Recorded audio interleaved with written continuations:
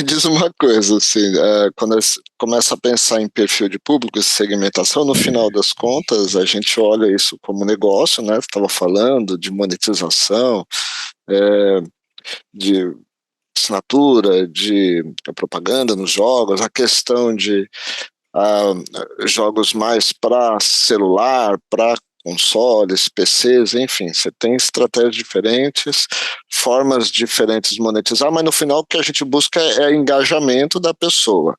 Eu queria colocar dois pontos aqui para você. Primeiro, pensando nessa questão do engajamento e da monetização, você explicar para a gente quais são essas principais formas de gerar receita, para onde que a indústria tem olhado mais, tem algo que é mais fácil, que é menos fácil, pensando é mais fácil engajar aqui, é mais fácil engajar ali, ou tem perfis de públicos que se engajam de maneira diferentes, e aí olha para essa questão da monetização pensando nisso também.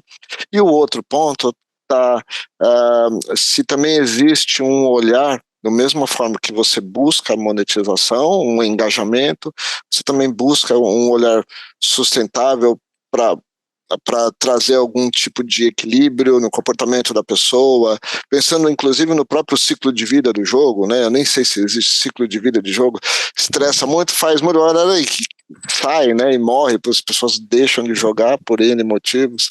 Explica um pouquinho pra gente essa complexidade de monetizar, criar um jogo, engajar, mas ao mesmo tempo não cansar, e o ciclo de vida dele é muita coisa ao mesmo tempo, mas tenta explicar pra gente um pouquinho, compreender isso. Não, maravilha. Cara, excelente pergunta, inclusive, Márcio. Eu acho que a principal commodity hoje do século XXI é o tempo. A gente tem um tempo cada vez mais escasso e um tempo cada vez mais ocupado, né, por distrações, né? Sejam elas Sim. quais forem, né? Trabalho, aplicativos, séries e por aí vai. Culpa disso aqui, ó. Concentrador de tempo, né? A gente faz muita coisa ao mesmo tempo. Atenção aqui, ó. Exatamente. E é só um parêntese, né? Por isso que eu sou um colecionador de Lego, né? Porque o Lego me tira da tela. Então eu saio do videogame, saio do celular. Então o Lego ele me coloca ali no momento de montar ali as minhas criações e tá tudo certo.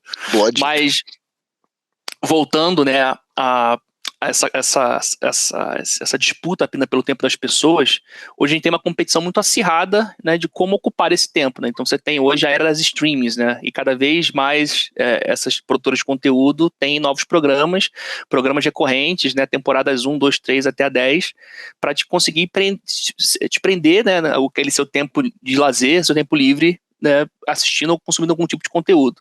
No game não é tão diferente assim, né? A gente tem franquias, né, gigantescas como o Call of Duty, por exemplo, né, que lançam todo ano uma versão nova. O EA FC, né, que era o FIFA, que é um jogo de futebol também que lança uma versão todo ano com novas atualizações, jogadores, etc.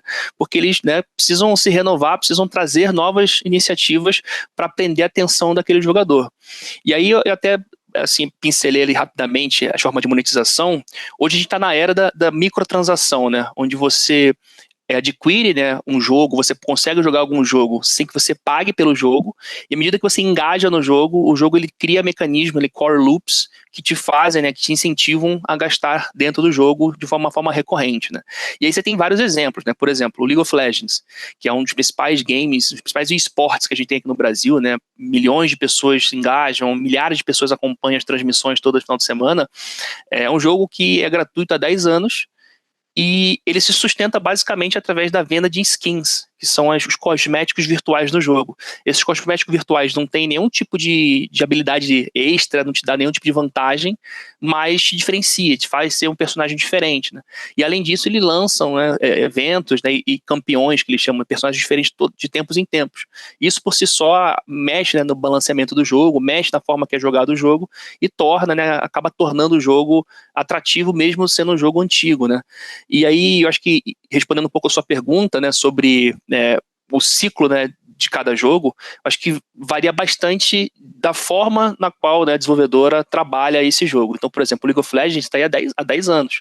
Então, o lifetime value dele, né, que é a sigla que a gente usa para mensurar a monetização, é bem alta, né? Porque é um jogo que ele vai se reciclando ao longo do tempo, tem novas coisas sendo lançadas todos os meses, basicamente, e o jogo se mantém atrativo, né, para os jogadores por conta da criação, né, por conta do desenvolvimento das comunidades, né, das pessoas que gostam do jogo, elas se juntam e criam grupos ali que acompanham, né, compartilham bastante, consomem bastante conteúdo, compram produtos sobre o jogo. E aí um dos reflexos, né, eu vou usar o League of Legends como exemplo, que é bem legal, porque é um dos primeiros exemplos transmídia que a gente vê, né? Então é um jogo, né, que nasceu o jogo, mas hoje você tem produtos, você tem série na Netflix, né, de animação baseado no lore do jogo, na história do jogo, e permitindo que mais pessoas que talvez não gostem de jogar continuem acompanhando o jogo, ou pessoas que pararam de jogar continuem acompanhando o jogo, consumindo o jogo. Então é bem interessante. A gente tem também aí, ainda existindo na indústria, a venda do jogo para as pessoas, né? Então você paga ali um fee, né? um valor do produto, e se você pode jogar, desde que você tenha ali o acesso ou uma conta online para você jogar, e aí eventualmente esse jogo você também consegue ter extras, né? Consegue ter, a gente chama de DLC, né? Como se fossem expansões do jogo. Você paga ali depois normalmente é um terço do valor do jogo, para ter acesso a novas opções, novas campanhas, novas histórias daquele jogo específico.